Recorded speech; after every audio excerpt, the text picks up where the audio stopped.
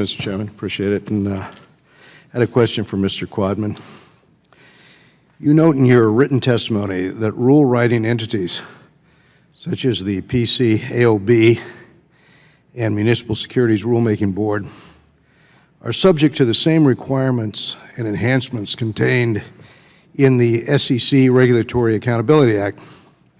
Could you please explain why that is beneficial? And also, should the SEC require FASB conduct similar cost-benefit analysis when setting accounting and reporting standards? Yeah, thank you, Mr. Royce. So first off, for any, we propose for any subordinate organization of the SEC that if they're involved in rule writing that has a force of regulation, there should be a cost-benefit analysis. So that would include FASB. I believe FINRA has committed to do that. The PCAOB, as an example, their standards have to go through the SEC rulemaking process before they go final, so you should have a cost-benefit analysis there. And, you know, as one example, you know, just through the PCAOB, because they could not get standards done over the last several years for a variety of different reasons, had a very aggressive inspections program. And because that had a very aggressive inspections program, 2 years down the line, companies suddenly started to see that their internal control costs were going up by 300%. So that shows, number one, the dramatic impact the PCAOB could have on companies, but more importantly, why you need to have actions go through a formal process so you can understand what the costs and benefits are rather than through a circular route. So that's one of my concerns. Let me go to a question of Mr. Bartle. I'm struck by the inherent conflict of interest that you described in your testimony when the ISS consulting arm uses its relationship with ISS research to sell business. Is this a common occurrence, I'd ask, and do investment advisors take this into account when hiring a proxy advisory firm, and should they? Thank you, Congressman Royce. I appreciate the question. And so I think the answer is we've seen a much more aggressive push by the consulting arm of ISS against the research side.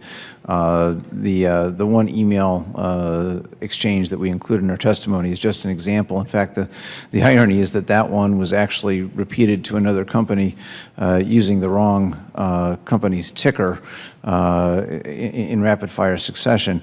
I think what we have seen is that there are certain types of investors, pension funds particularly, that have a tendency to use Glass Lewis because of the lack of consulting arm there, even though there are other conflicts inherent in Glass Lewis, as we talk about in our testimony.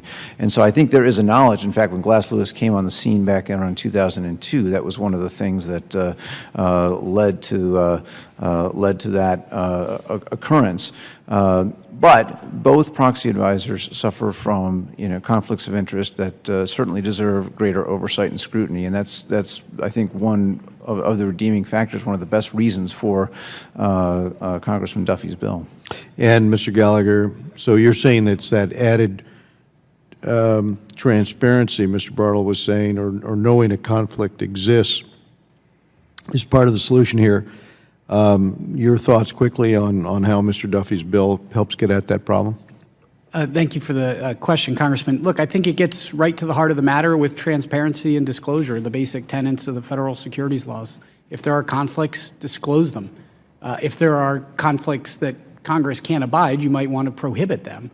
And that has happened too in other scenarios. But just the basic knowledge and disclosure of these conflicts can help investors and voters make better decisions, and we don't have that. Maybe, but I think there's more that has to be done here, because there should be more competition in the proxy advisory space. But instead, what we've created is a government-approved duopoly that is not serving investors. You go back to Mr. Bartle's testimony, where he said we now have a check-the-box mentality with little review of the accuracy of proxy advisory firm reports. What could be done to change this dynamic to really introduce competition, given the duopoly? In addition to the legislation that's being debated here, I think the SEC could rescind the 2 no-action letters that followed the 2003 rulemaking that basically created that duopoly for the 2 firms. And I think after that, I'll tell you, Congressman, one positive thing is, a lot of this is couched in the negative. Since SLB 20, we have seen the advisor community pay more attention to these issues. We've seen the larger asset managers resource their voting function. We see the message trickling down to medium and small size advisors that A, you don't have to vote every share, every vote, that B, you can do things other than rotely relying. But I take Mr. Bartle and Mr. Quadman's word, on his face that this still isn't enough. Well, in closing, I thank the chairman for holding this hearing, and I certainly want to thank my colleague for the legislation that he's putting forward here. Thank you, Mr. Duffy. Mr. Chairman, thank you. Thank you. And with that, I